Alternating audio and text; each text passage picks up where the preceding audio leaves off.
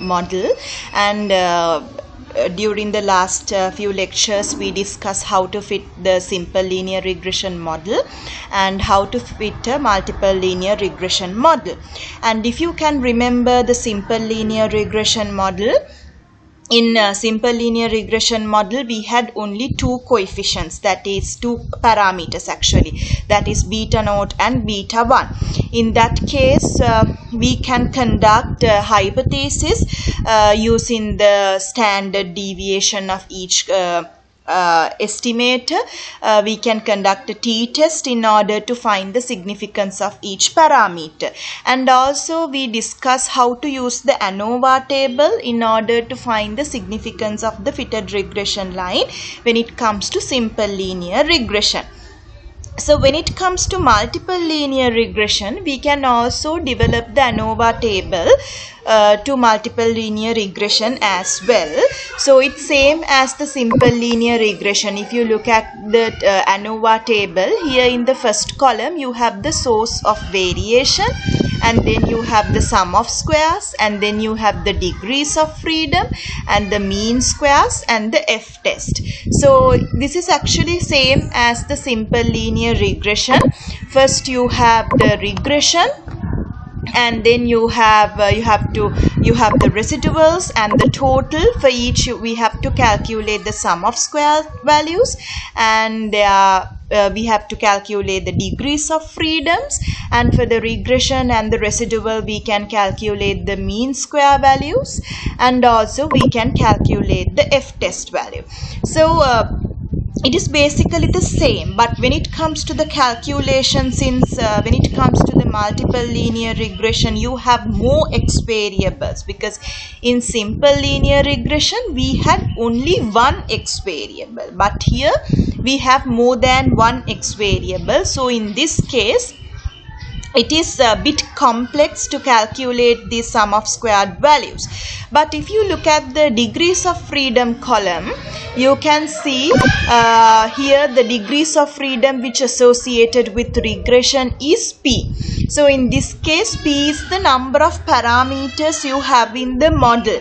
So if you are using three independent variables, that is you have x1, x2, x3, as if you have three independent variables.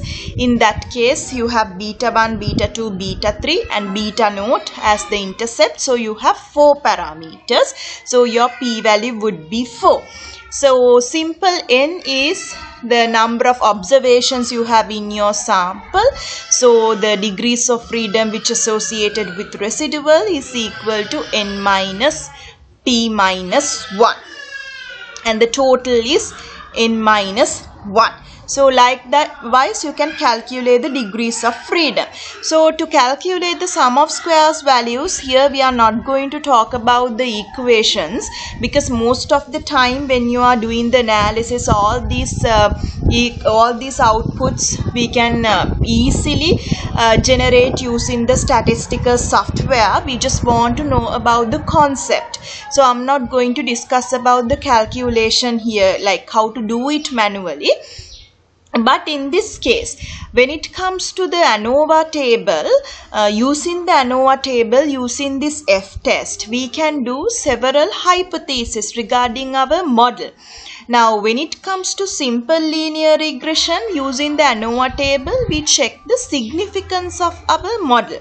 So, as you can remember, when it comes to simple linear regression, we checked whether, when it we checked for beta 1 actually, whether beta 1 is equal to 0 or not equal to 0 using the ANOVA table. So when it comes to the multiple linear regression, when you use the ANOVA table, again you can check the significance of the model.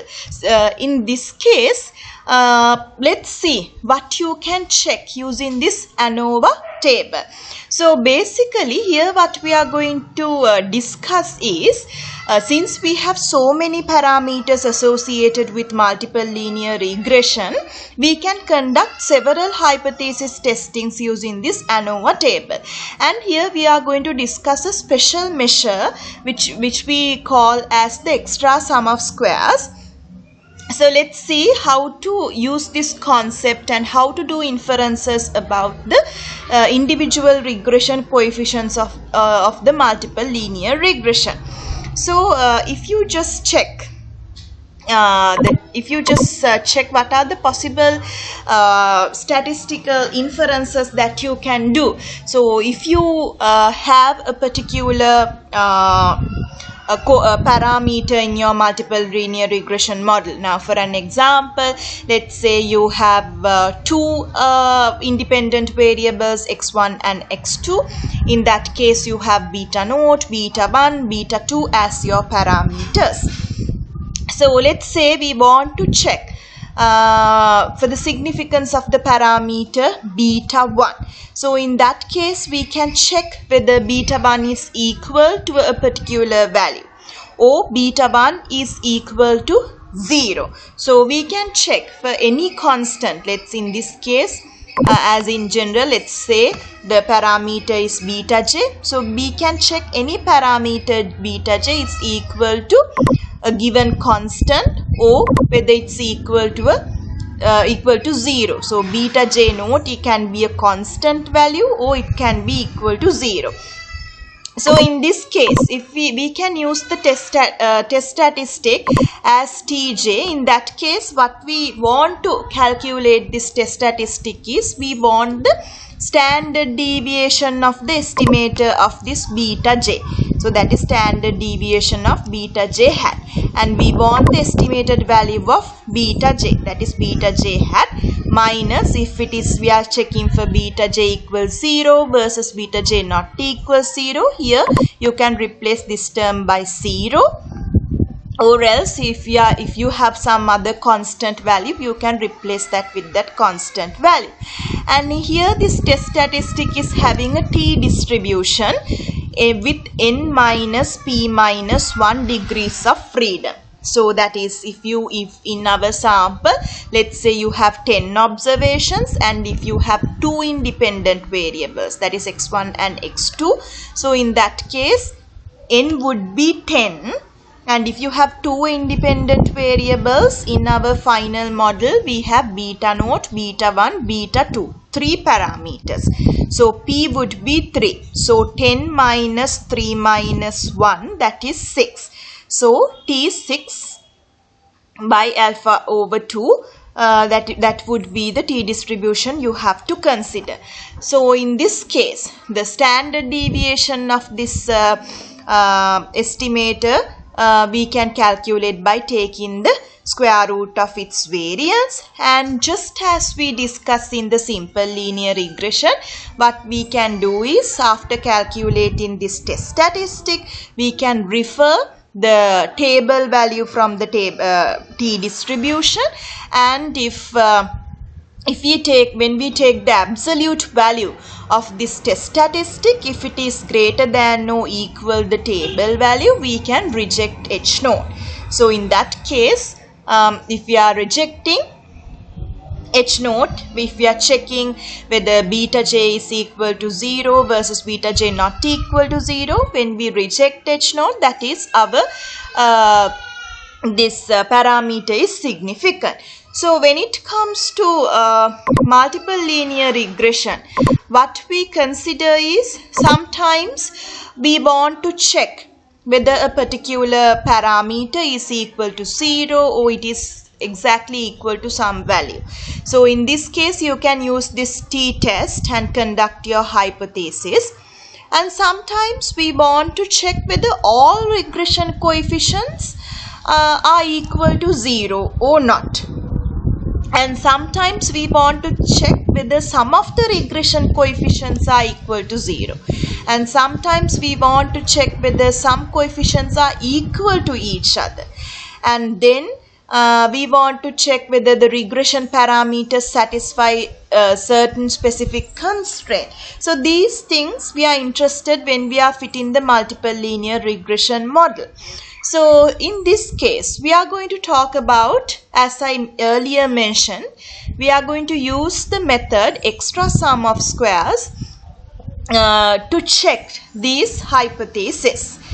Now to do that, now just imagine we have p number of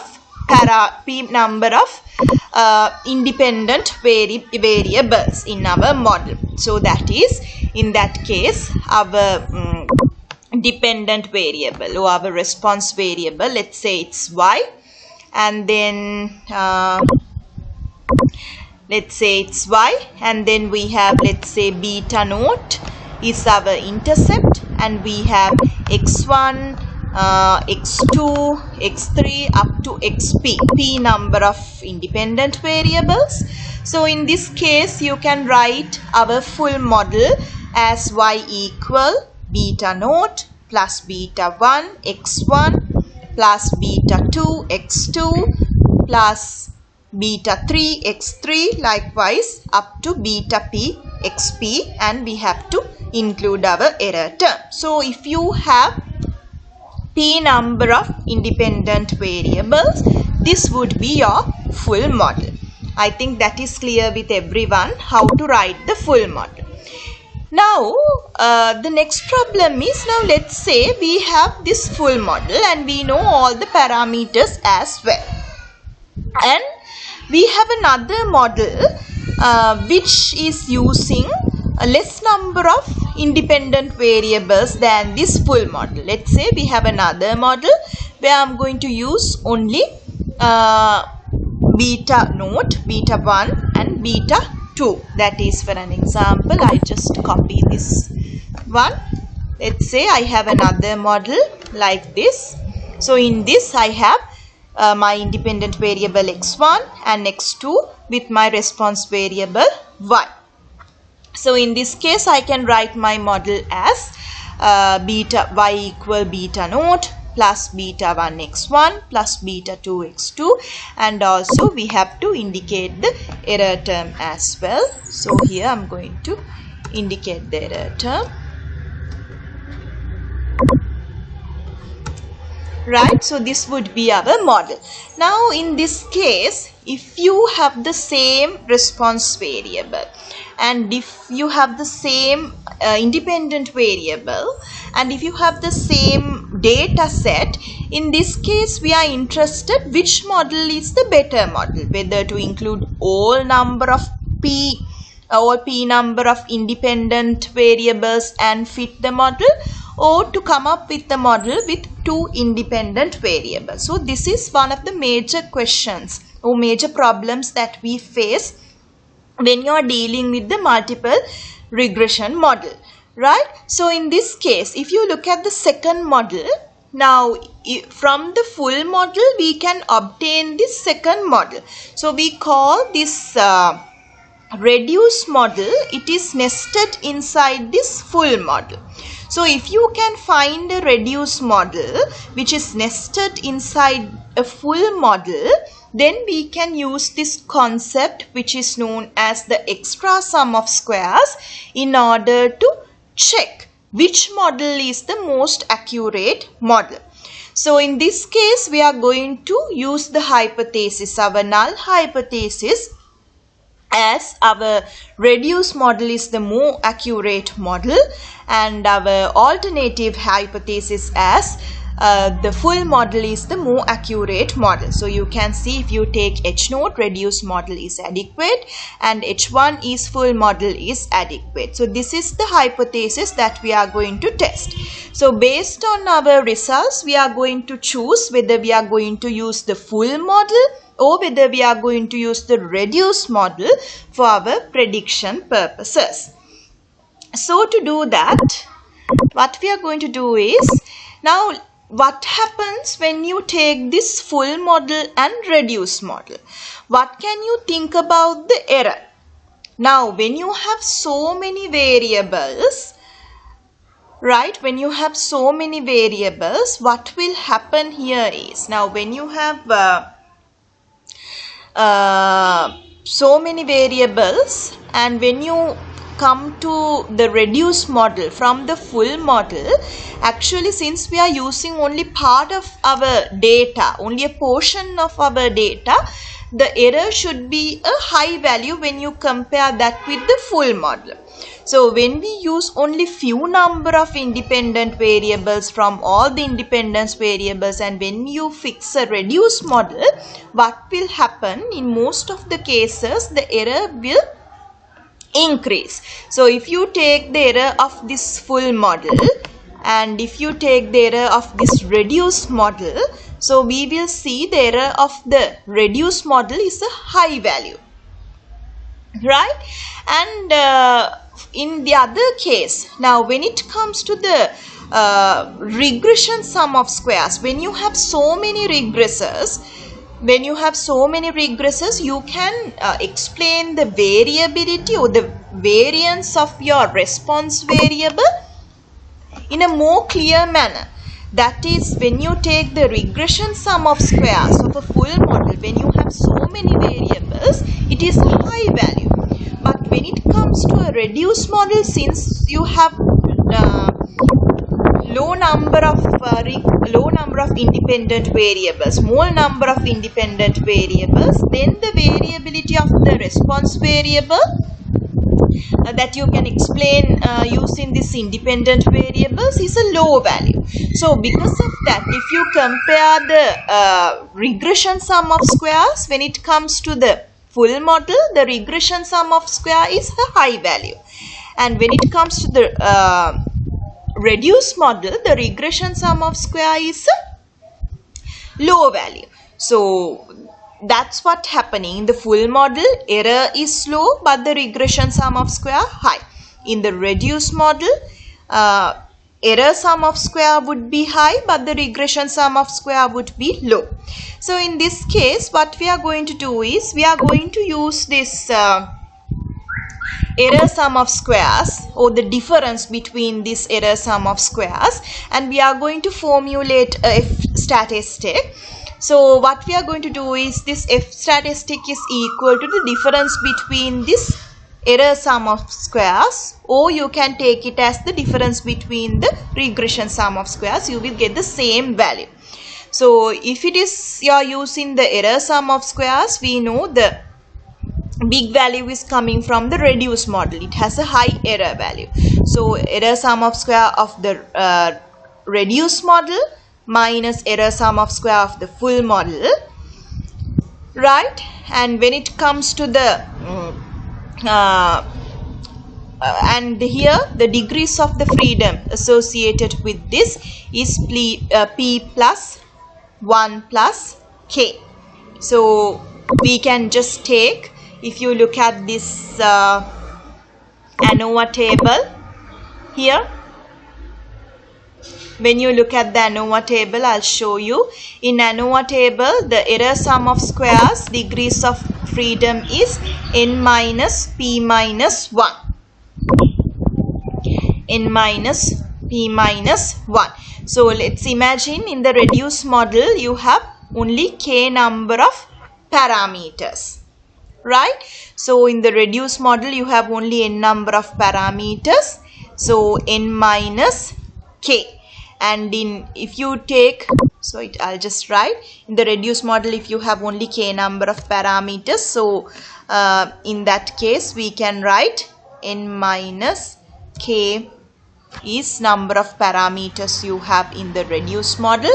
And if you take the full model, in that case, if you take the error sum of squares, that would be n minus p minus 1. So if you take the difference between these two, degrees of freedom, so here a minus term should come, so you can see n will cancel out, and here you have plus p and plus 1, and here you have minus k. That's how this degrees of freedom is coming. Okay, and in this case, if you take the error sum of squares of the full model, you have to divide this the whole thing by the error sum of square of the full model, where the degrees of freedom is n minus p minus 1, right? And when you take this F statistic, this is having a F distribution with p plus 1 minus k and n minus p minus 1. That is the degrees of freedom which associated with the numerator and the denominator. So you can read the table value from the F table and identify whether you are going to reject your hypothesis or you are going to accept the hypothesis, right? So if your table value, when you read the table value and when you compare the table value with the calculated value, if the calculated value is higher than the table value, you can reject H naught. In that case, we have to conclude that our full model is the best model if we are rejecting H naught.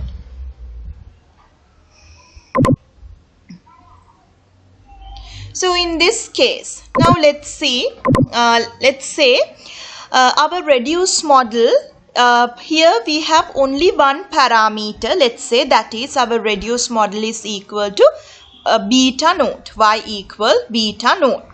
So in this case, let's say our full model has p number of parameters, that is y equal beta naught plus beta 1 x1 plus beta 2 x2, likewise up to beta p xp. So we want to test, when we compare these two models, what is the best model, because you can see, if you look at the reduced model, it is nested among the full model here. So we can use this extra sum of squares concept. So extra sum of squares means you can see there is, when it comes to the reduced model from full model, there is an increment in error sum of squares, and when it comes to the reduced model from full model, there is a decrement in regression sum of squares. So this difference is known as the extra sum of squares. So we are taking this difference, actually you saw when we calculated this F statistic, we have considered this difference. So that's why we have considered this difference. So that's why this concept is known as the extra sum of squares. So if this is your condition, right, if this is the condition to conduct your hypothesis, now this is a special case. You can see when it comes to the reduced model, all the y values are equal to a particular parameter beta naught. In this case, if you just give a try and if you just find out the estimate for beta naught, you will see the beta naught is equal to y bar. Right, because why beta naught is equal to y bar? Because we know when it comes to beta naught hat is equal to y bar minus x bar into beta 1 hat from the least square estimators. So if you can remember, I'll just rewrite here just to remind you. So beta naught hat, this is equal to y bar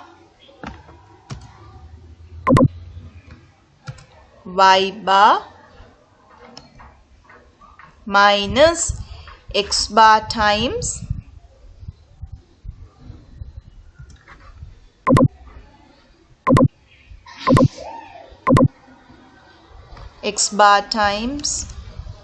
sorry, I'll just write x bar times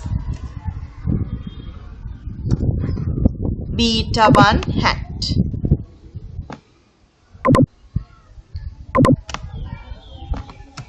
So just to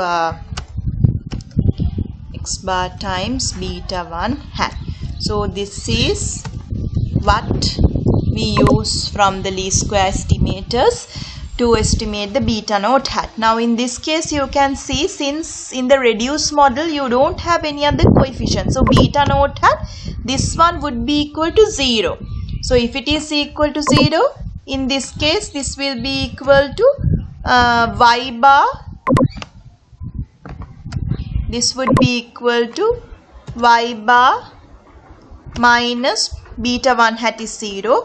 0 into x by 0, that is 0. That is beta naught hat is equal to y bar. So if your reduced model, if it consists only the intercept, you can see when it comes to the least square estimators, beta naught hat is equal to y bar. So in this case, if it is equal to y bar, what will happen to the error sum of squares? Can you remember the equations that we used to calculate the error sum of squares? Right? Error sum of squares is yi minus yi hat. Right? So error sum of squares is, I'll just write, that is yi minus yi hat. So in this case, when you look at the reduced model here, your yi hat, the estimated value for yi, when you take the estimated value, that is equal to the estimated value of the beta naught hat.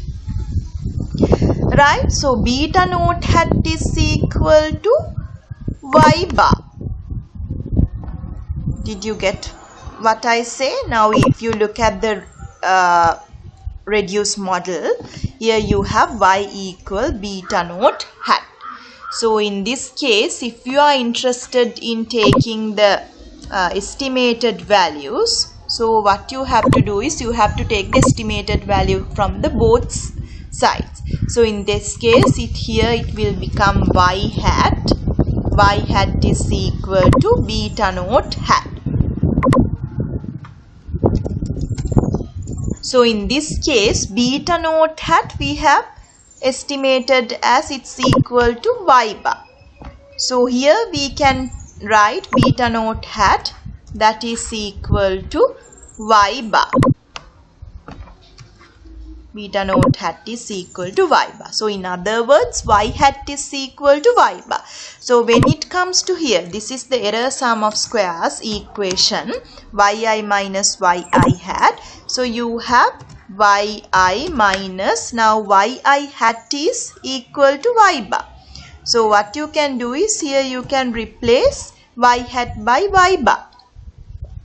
So what will happen? Yi minus y bar, actually this is the equation of the total sum of squares, right? We have to take all the response values of all the response variable, and we have to take the deviation of its own mean and take the squared values and take the squared summation. So this is actually the total sum of squares. So you can see when it comes to the reduced model, if your reduced model consists only one parameter, we can clearly see that error sum of squares that is equal to the total sum of squares. So in this case, what we are going to do is, now if we want to calculate the F statistic, so what we have to do, we have to take the error sum of squares of the reduced model. In that case, that is equal to the total sum of squares. So we will take, that is the total sum of squares of the full model minus error sum of square of the full model divide by P, right? So in that case, if you take the difference between the number of parameters, here you have, in the full model you have P plus 1 number of parameters, here you have only one parameter, so the difference between the parameters, that is P. And then if you come to the full model, error sum of squares divided by n minus, you have P plus 1 number of parameters, so the degrees of freedom is n minus P minus 1. So if you look at the numerator, here you have, in the numerator you have TSS, that is the total sum of squares minus error sum of squares. So if you just take the difference between the total sum of squares and the error sum of squares, we get the regression sum of squares, right? And then divide by P. Regression sum of squares divide by P. So in ANOVA table, in order to obtain the regression mean square, what we do is we take the regression sum of square and divide it by p. So we can obtain the regression mean square value. So this is actually the regression mean square value. And here you have the error sum of square divided by its respective degrees of freedom. So in the ANOVA table also, when you divide the error sum of squares by its respective degrees of freedom, we get error mean square. So here we are actually dividing the regression mean square by error mean square. What are we doing? We are calculating the F value of the ANOVA table here. So in the F value of the ANOVA table, actually this is the hypothesis that we are testing. So if we are using the ANOVA table for the full model, the actual hypothesis we are testing is whether our full model, whether we are going to consider our full model with all our parameters or all the parameters equal to 0. So in that case, our H naught is beta 1, beta 2 up to beta p, all the parameters equal to 0. Oh, our H1 is at least one parameter is equal to 0. That is what actually we are going to do here. So in this case, we are going to test in ANOVA table. What we are testing as H naught is whether all the parameters except the constant term intercept are equal to 0. So if we are going to use the ANOVA table in multiple linear regression, what you have to remember is, in that case we are using we are testing whether all the parameters of the multiple linear regression are equal to 0 or not. So based on its table value, we can get into the conclusion whether all the coefficients of the multiple linear regression model are equal to 0 or not. So since this is a recorded lecture, I'm going to stop from this point. I hope now it's clear. When it comes to the multiple linear regression, we can construct the ANOVA table. It's exactly same as the simple linear regression, but we didn't discuss about the calculations. But if you know how many parameters are there or how many independent variables are there, you can calculate the degrees of freedoms. And if you know the sum of squares, you can calculate the mean sum of squares and the F value. And then we can do these hypothesis testings using the extra sum of squares value. So I hope that is clear for you, because this is one of the very important techniques in order to take decisions about our fitted regression models. So I hope that is clear. So I'll stop this session from this point. Thank you very much.